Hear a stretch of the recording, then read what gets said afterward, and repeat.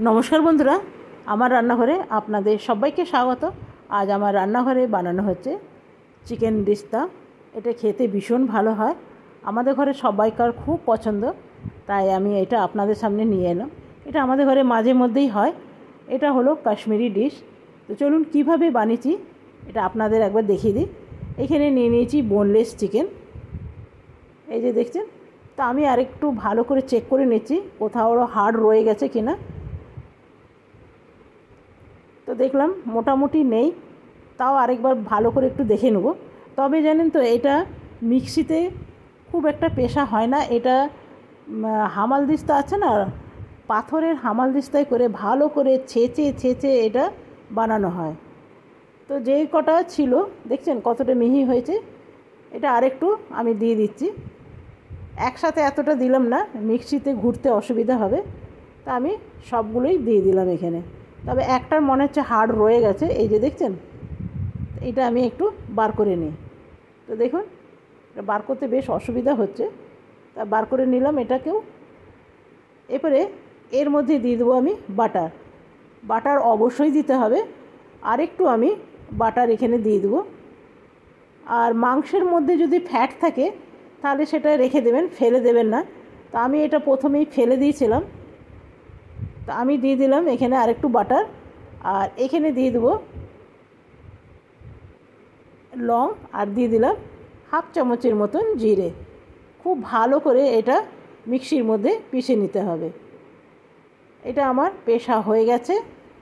দেখুন একদম স্মুথ হতে হবে, যেন একদম রেশা না থাকে, একটাও রেশা যেন না থাকে।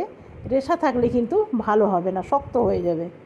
এটা যতই স্মুথ হবে তত কিন্তু খেতে ভালো হবে, একদম রসগোল্লার মতন ফুলে উঠবে। এটা পাথরের হামাল দিস্তা যদি কারো ঘরে থাকে বড়, তাহলে এটা ছেঁচে বানাবার চেষ্টা করবেন, তাহলে কিন্তু খুব ভালো হবে। তো আমার কাছে এত বড় নেই, যখন আমি মিক্সিতেই করে নিলাম। এটা সব কটা আমি এবারে বার করে নিই। একদম মিহি হয়ে গেছে দেখছেন। তো আমার সব কটা বার করা হয়ে গেছে। এরপরে এইখানে দিয়ে দেবো আমি গরম জল। তবে এইটা একটা মজা আছে, কোনো রকম মশলা খুব একটা একদম লাগে না বললেই চলে। এইখানে দিয়ে দিলাম আমি একটু নুন দিয়ে আর একটু ভালো করে মেখে নিতে হবে। একটা হাড় রয়ে গেছে দেখছেন, তাও আপনাকে দেখায়, একদম মাছের কাঁটার মতন দেখছেন, একদম লম্বা মতন।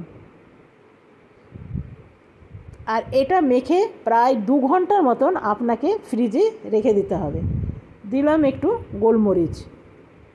তো আমিও এটা একটু মেখে 2 ঘন্টার জন্যে ফ্রিজে একদম রাখতেই হবে, না রাখলে রেস্টে না রাখলে কিন্তু ভালো হবে না।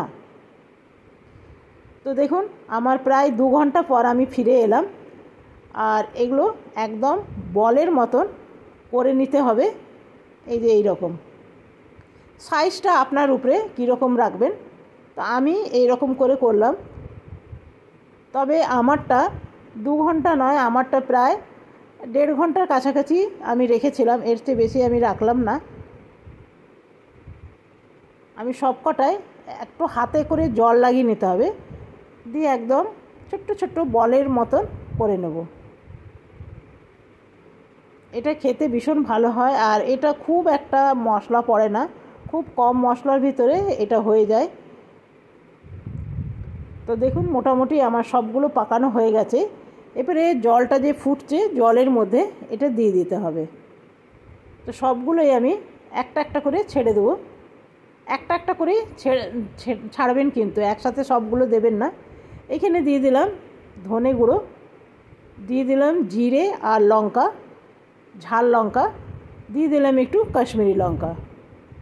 ব্যাস, এটা জলটা যখন কমে একদম অর্ধেক হয়ে যাবে তখন বুঝতে হবে এটা হয়ে এসছে। এখন যে চিকেনের বলগুলো একদম নিচে চলে গেছে, একটু পরে দেখবেন উপরে ভেসে উঠেছে, দেখছেন কি সুন্দর নরম হয়েছে। আর আরেকটা বলে দিই, লাস্টে আমি কিন্তু হলুদ দিলাম। এটা দিয়ে দেবো কভার। কিছুক্ষণ পর ফিরে এলাম, দেখুন জলটা অনেকটা কমে এসছে, আর বলগুলো দেখছেন কত বড় বড় হয়ে গেছে। এটা একদম নরম তুলতুলে হয় কিন্তু। আবার আমি কিছুক্ষণ পর ফিরে এলাম, আবার দেখলাম জলটা বেশ খানিকটা কমে এসছে। এটা একদম কমে যাবে। এইখানে আমি এরপরে দিয়ে দিলাম 1 চামচের মতন তেল, আর দেব বাকিটা 2 চামচের মতন ঘি দেব। ঘি অবশ্যই দিতে হবে। আর এখানে দেবো কাশ্মীরি লঙ্কা। কাশ্মীরি লঙ্কাটা এখানে প্রায় আমি 2 চামচের মতন দিয়েছিলাম। দিয়ে গ্যাসের ফ্লেমটা কিন্তু একদম নেমানো আছে। কিন্তু প্রথমে আমি এটা গরম করে নিয়েছিলাম তেলটা, তারপরে নিমিয়ে দিয়েছিলাম। না তো না, এটা একদম পুড়ে কালো হয়ে যাবে। কালো হয়ে গেলে কিন্তু ভালো হবে না। এখনও আমার গ্যাসের ফ্লেমটা নেমানোই আছে। এরপরে আমি জ্বলিয়ে নেব। জ্বলিয়ে আরেকটু জল দিয়েছিলাম, জল দিয়ে আরেকটু ভালো করে এর মধ্যে চালিয়ে নেব। খেয়াল রাখতে হবে যেন পুড়ে না যায়। এটা আমার হয়ে গেছে। এবারে যে চিকেনের বলগুলো আছে এর মধ্যে আমি এটা দিয়ে দেবো। যেহেতু আমি গরম মশলা যখন বানিয়ে এটা করেছিলাম, সেই সময় আমি দিয়ে দিয়েছিলাম। মিক্সির মধ্যে যখন দিয়েছিলাম তখনই আমি দিয়ে দিয়েছিলাম, সেই জন্য আর আমি গরম মশলা আলাদা করে দিলাম না। এটা একদম কমে আসবে, তাহলেই দেখতে হবে এটা হয়ে গেছে। এটা একদম আমার হয়ে গেছে। এরপরে আমি এটা নামিয়ে নেব। এখানে নিয়ে নিলাম একটা বাটি, তার মধ্যে এগুলো সব কটা আমি ঢেলে দেবো। এটা খেতে ভীষণ ভালো হয়, আমাদের ঘরে সবাইকার ভীষণ পছন্দ। তবে এটা কাশ্মীরে পরিবেশন করে কখন জানেন? খাবার পর। যেমন আমরা খাবার পর মিষ্টি খাই, এরাও সেরকম খাবার পর এই চিকেন রিস্তাটা খায়। তো কেমন লাগলো আপনাদের কাছে অবশ্যই জানাবেন, আর একবার হলেও বাড়িতে ট্রাই করবেন। তবে আমি খাবো এটা ভাত দিয়ে। এটা বেসিক্যালি পোলাও দিয়ে খাওয়া হয়। যে কোনো পোলাও দিয়ে আপনি খেতে পারবেন। আমার তো ভীষণ ভালো লাগে, আমাদের বাড়ির সবাইকার ভীষণ ফেভারিট। আপনাদের কাছে কেমন লাগলো অবশ্যই জানাবেন।